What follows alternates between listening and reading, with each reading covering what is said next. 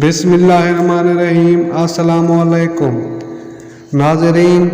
مسلم سائنسدان جو بہت بڑے مشہور ہیں، ان کے بارے میں تو ان کی مشہوری آپ نے سنی ہوگی، لیکن یہ آپ کو معلوم نہیں ہوگا ان کے حاکم وقت اور ان کی عوام نے ان کے ساتھ کیسا سلوک کیا۔ مسلم سائنسدانوں کا جو حشر مسلمانوں کے ہاتھ ہوا تھا وہ عوام کو نہیں بتایا جاتا۔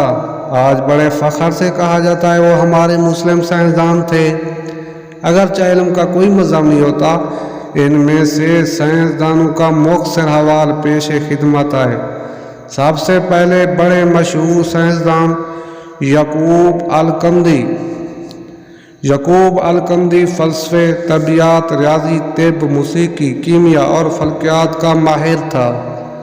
الکندی کی فکر کے مخالف خلیفہ کو جب اقتدار ملا تو ملک کو خوش کرنے کی خاطر الکندی کا کتب خانہ ضبط کر کے اس کو 60 برس کی عمر میں سرعام کوڑے مارے گئے۔ ہر کوڑے پر الکندی تکلیف سے چیخ مارتا تھا اور تماشین عوام قہقہ لگاتے تھے۔ دوسرے نمبر پر ابن رشید۔ یورپ کی نشاط ثانیہ میں کلیدی کردار ادا کرنے والے اندلس کے مشہور عالم ابن رشد کو بے دین قرار دے کر اس کی کتابیں نظر آتش کر دی گئیں۔ ایک روایت کے مطابق اسے جامع مسجد کے ستون سے باندھا گیا اور نمازیوں نے اس کے منہ پر تھوکا۔ اس عظیم عالم نے زندگی کے آخری دن ذلت اور گمنامی کی حالت میں بسر کیے تھے۔ نمبر 3 ابن سینا، جو بہت بڑا مشہور سائنسدان ہے۔ جدید طب کے بانی ابن سینا کو بھی گمراہی کا مرتکب اور مرتد قرار دیا گیا۔ مختلف حکمران اس کے تعاقب میں رہے اور وہ جان بچا کر چھپتا پھرتا رہا۔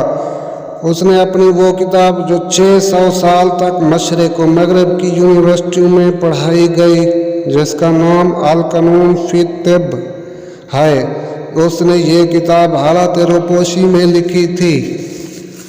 اور چوتھے نمبر پر زکریا الرازی، جو عظیم فلسفی، کیمیا دان، فلکیات دان اور طب۔ زکریا الرازی کو جھوٹا، ملحد اور کافر قرار دیا گیا۔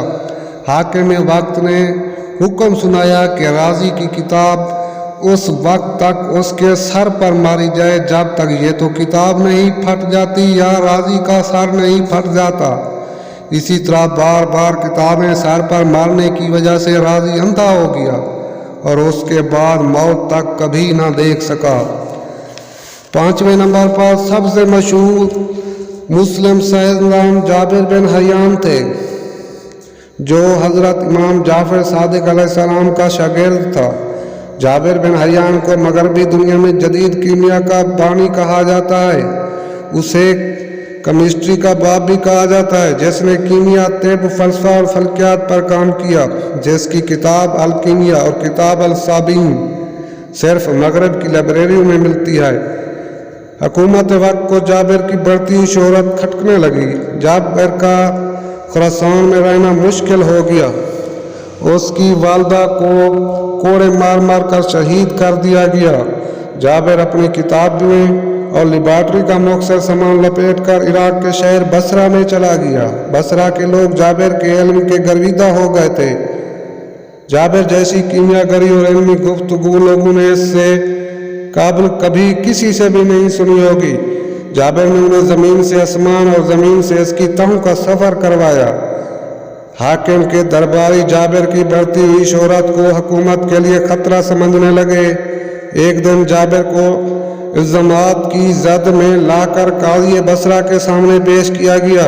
قاضی نے حاکم کے اعماء پر جابر کو سزائے موت سنا دی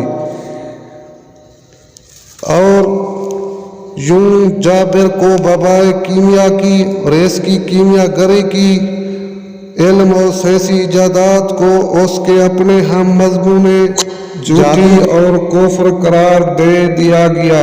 ناظرین، اگر یہ ویڈیو آپ کو اچھی لگی ہو تو براہ کرم چینل کو سبسکرائب کر دیں۔ شکریہ۔